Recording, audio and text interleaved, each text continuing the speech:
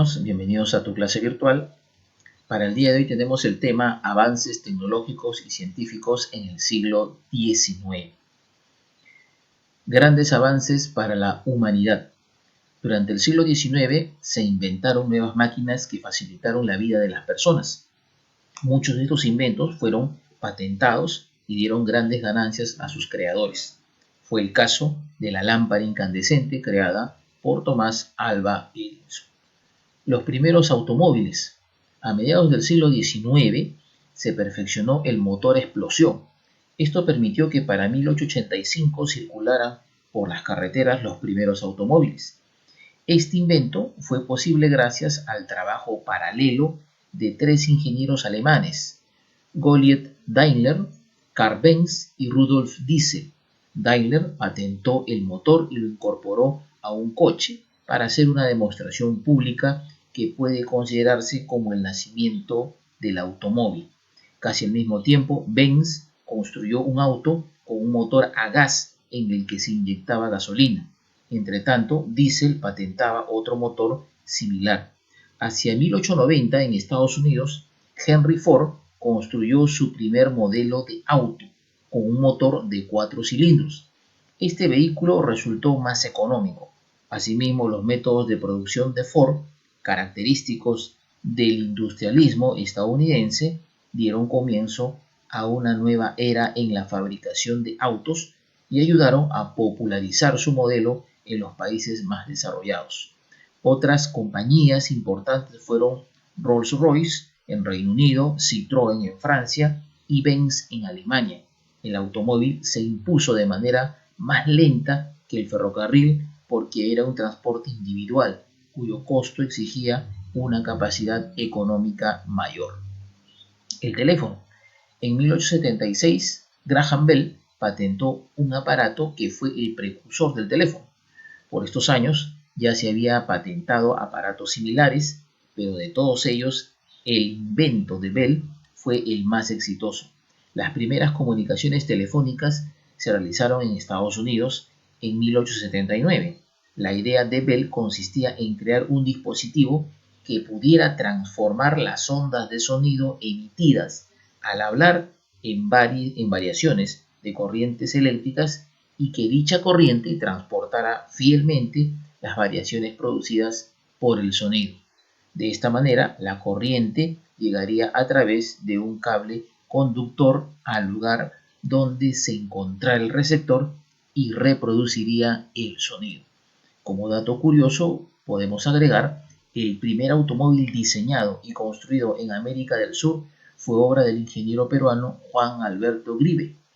El innovador invento de Grive estuvo listo a fines de 1908 en su taller del Jirón Washington en pleno centro de Lima.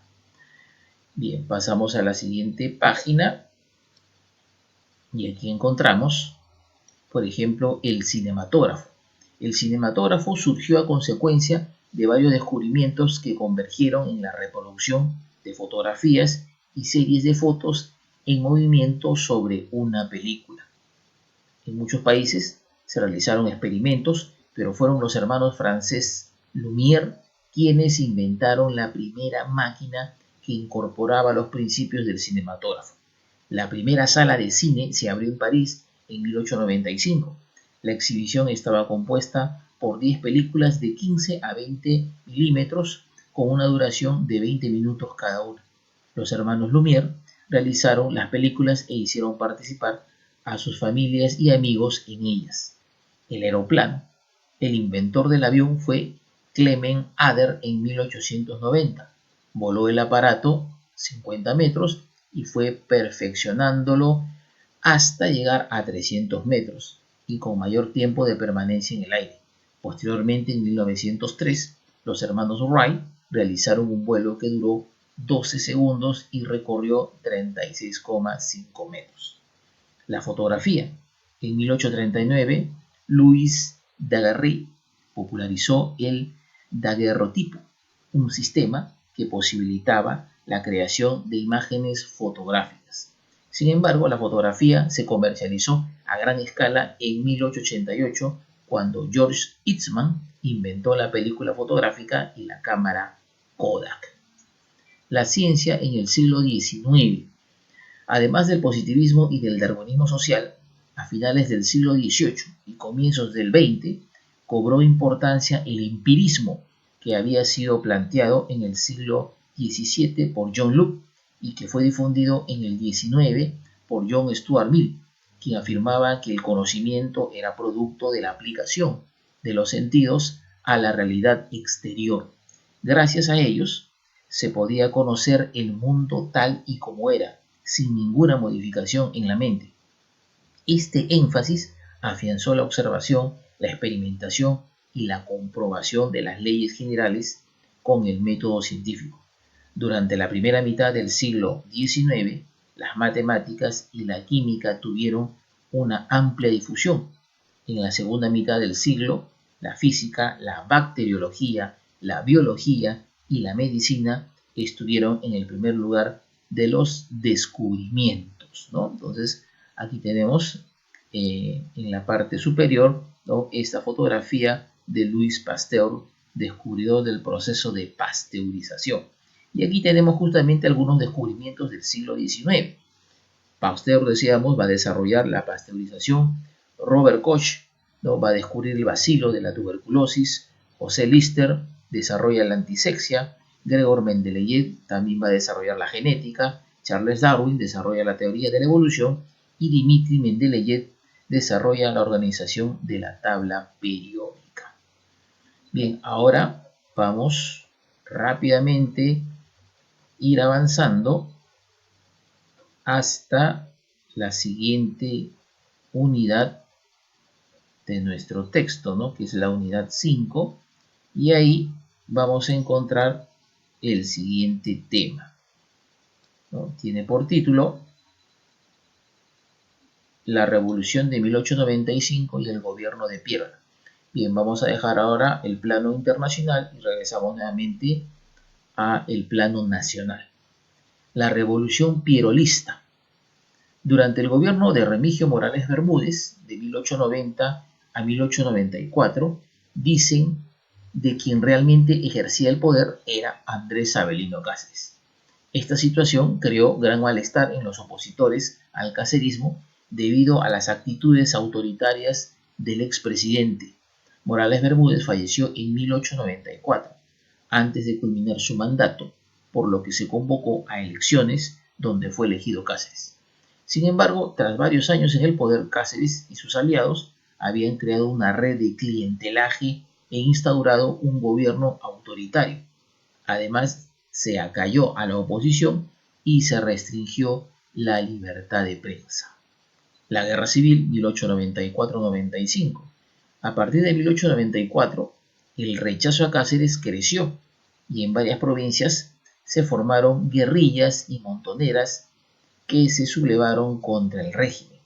Algunos estaban liderados por caciques que habían combatido junto a Cáceres en la Guerra del Pacífico. Sin embargo, la fuerza de estos era insuficiente, siendo anulados con cierta facilidad por el gobierno. La coalición nacional. Desde la década de 1880, Nicolás de Piérola había sido un enemigo político de Andrés Avelino Cáceres y varias veces debió refugiarse en el exterior. En 1894, ante la situación que vivía el país, se conformó la Coalición Nacional, integrada por la Unión Cívica, alianza entre el Partido Civil y disidentes del Partido de Cáceres, y el Partido Demócrata, cuyo líder y fundador era Nicolás de Piérola, quien había hecho un manifiesto en Chincha en el que hizo públicas sus intenciones de tomar Lima. La toma de Lima y el fin del cacerismo. Nicolás de Piérola y su ejército ingresaron a Lima el 16 de marzo de 1895 por la puerta de Cocharcas. La lucha se extendió por varias horas hasta que las fuerzas pirolistas establecieron su cuartel general muy cerca de la Plaza Mayor. Las calles se llenaron de muertos producto de los combates. Aún con un ejército intacto, Cáceres se dio cuenta de que había perdido legitimidad y decidió renunciar. Después de la firma de un acuerdo político, Cáceres partió al exilio en Argentina. Luego de la Guerra Civil, se nombró una junta de gobierno dirigida por el civilista Manuel Candamo. Esta junta se encargó de convocar a elecciones generales, las que ganó Nicolás de Piérola. Este asumió la presidencia en septiembre de 1895, ¿no? Y aquí a la izquierda podemos ver esta pintura donde se aprecia justamente el ingreso de Nicolás de Piérola por la portada de Cochabas. Como dato curioso, podemos agregar que durante la toma de Lima a cargo de Nicolás de Piérola intervino el nuncio apostólico José Maki para mediar por una tregua de 24 horas y gestionar el entierro de los cientos de cadáveres que se encontraban regados por las calles de la capital y evitar una gran epidemia. Avanzamos a la siguiente página y aquí encontramos Nicolás de Piérola, un caudillo civil. El gobierno de Piérola buscó la apertura y la conciliación con otras fuerzas políticas. Así, miembros del Partido Civil ocuparon cargos en la administración pública. No obstante, Piérola tuvo detractores principalmente entre las clases menos favorecidas. Intelectuales como Manuel González Prada criticaron la alianza entre el Partido Civil y el Demócrata, que habían sido enemigos en años anteriores. Una nueva ley electoral. En 1896 el gobierno aprobó una ley que reformó el sistema electoral. Según la nueva norma, el voto sería ejercido solo por mayores de edad, 21 años, que supieran leer y escribir, y se llevaría a cabo de forma pública y directa. Además, se creó la Junta Electoral como organismo supervisor de los procesos electorales. En la práctica, la ley electoral de 1896 significó la marginación política de la población indígena, que en su mayoría era analfabeta. La recuperación económica. Piérola buscó reducir los empréstitos extranjeros para no endeudar más al país y comenzaron a llegar grandes inversiones para la explotación de zonas auríferas y petrolíferas. Además, incentivó la actividad privada, siendo una época en la que aparecieron varios bancos y sociedades anónimas. Estableció una política de austeridad y creó la Asociación Recaudadora de Impuestos para captar más recursos para el Estado. Se establecieron fuertes impuestos para el alcohol y el tabaco. Creó el Estanco de la Sal para financiar el rescate de Tacna y Arica, provincias ocupadas por Chile, lo que ocasionó levantamientos en la Sierra Sur peruana. Se acuñó la libra peruana de oro, moneda que reemplazaba el sol de plata. El cambio de moneda causó malestar en algunas zonas del país, pues los recaudadores del Estado dejaron de aceptar las antiguas monedas de plata para el pago de tributos, ¿no? Y aquí tenemos justamente, ¿no?, este retrato donde se aprecia a Nicolás de Piérola ya portando la banda presidencial, ¿no? Y como reformas del gobierno de Piérola también podemos agregar la creación del Ministerio de Fomento y Obras Públicas, la supresión, la eliminación de la contribución de los indios, la autorización para la explotación de territorios amazónicos y la modernización del ejército con una misión militar de origen francés. Muy bien, dominguinos, hasta aquí entonces tu clase por el día de hoy. Gracias.